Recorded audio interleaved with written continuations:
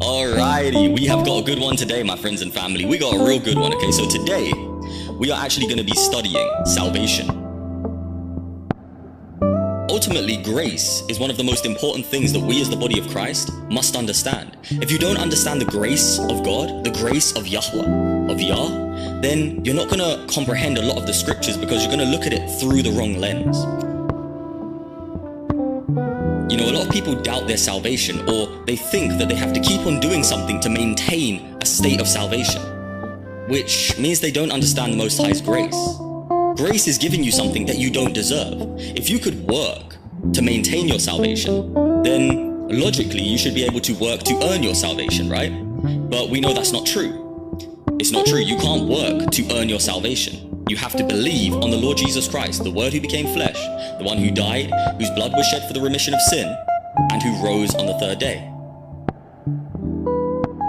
Everything that you need to have done to be saved, Christ did it. Now what you have to do to be saved is believe on Christ. He is the way, the truth, and the life. Not you. He is the way, the truth, and the life. Not me. He is the way, the truth, and the life. You get it? It's all about Jesus Christ. If you start listening to false teachers who are bombarding you with scriptures out of context, without explanation, you may think you're not saved anymore. You may start getting confused, like, wait, am I really? But the word is clear. The moment that you put your faith in Christ, you believe on the Lord Jesus Christ, the true Christ, who is presented in scripture, can't be some false God, and then you get saved. No, you believe on the true Christ in scripture. Then you are saved. You are sealed by the Holy Spirit unto the day of redemption. Okay? Reaffirm your faith, that it will inspire you, that it will uplift you, it will strengthen you. The word of God, the word of the Most High Yah. And it will help you to have a more sharpened sword. It's the gift of God, and it's not of works, meaning you can't work for it, you can't earn it, you can't try to get this thing off of your own power, off of your own abilities. It's purely by what? By grace, through faith in Christ. Not of yourself.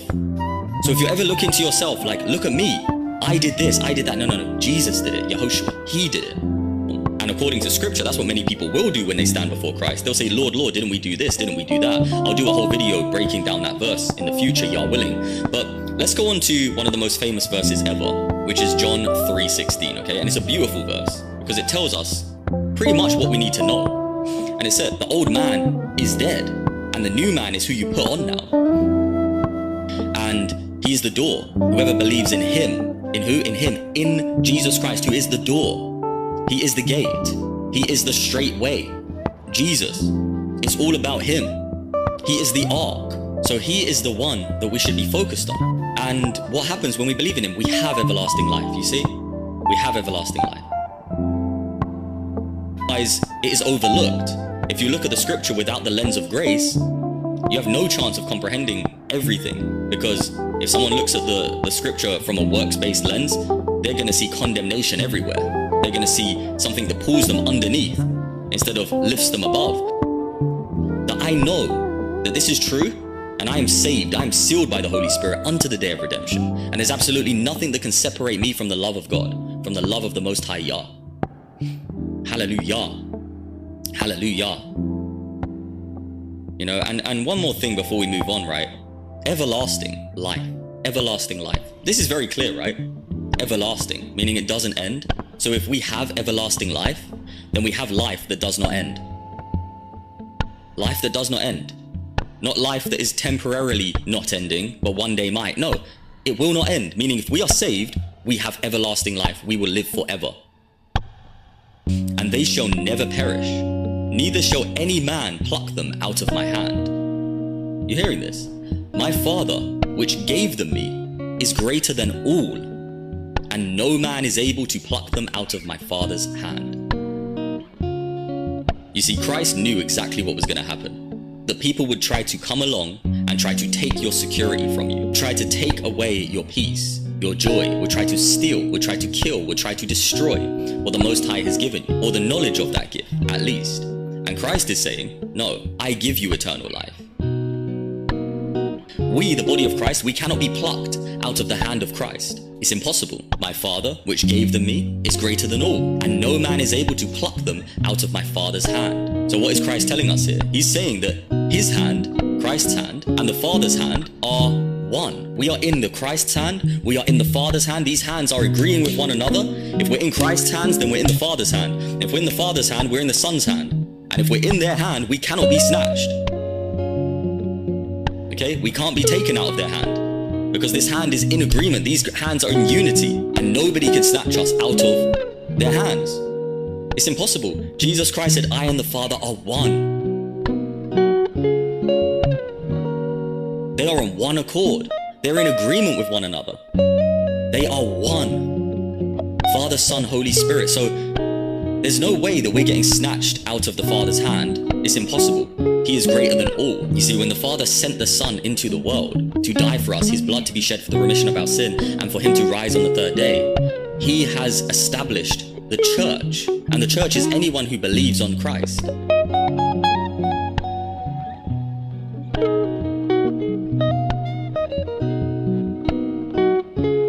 Anyone who believes on Christ is in the hand of Christ. And when we're in the hand of Christ, we are sealed, right? The Father has given us to the Son. And the Father's hand is impossible to get out of because he's greater than all, meaning you can't overpower the Father. And it is the Father who's given us to the Son. Then it's a done deal.